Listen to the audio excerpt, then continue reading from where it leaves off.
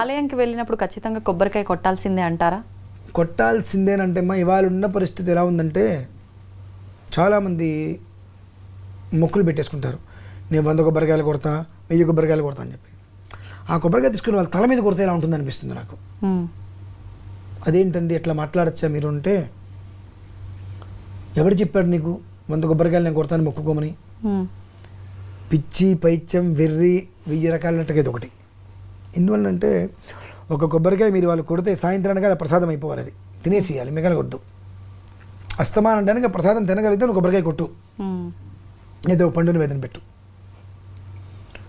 నేను సత్యనారాయణ స్వామి వ్రతం చేయించాల్సి వస్తే 3 కొబ్బరికాయలు కొట్టమని చెప్తా.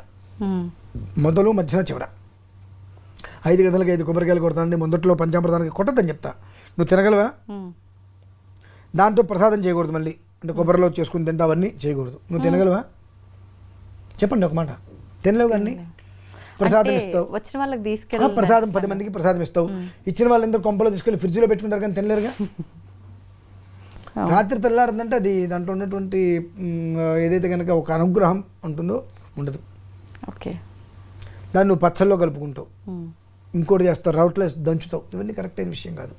ప్రసాదాన్ని అలా నువ్వు భోజనం చేయాలి. అస్తమానంలోపు చేయలేకపోతున్నావుగా, అదొక దోషం. కాబట్టి అన్ని కొబ్బరికాయలు కొట్టాల్సిన అవసరం లేదు. ఇప్పుడు ఎండబెట్టి చాలా మంది అదే చెప్తున్నా. ఇప్పుడు ఈ 100 కొబ్బరికాయలు 1000 కొబ్బరికాయలు కొడతానన్నప్పుడు కొట్టేసి వెళ్ళిపోతారు వీళ్ళు నమస్కారం పెట్టుకొని.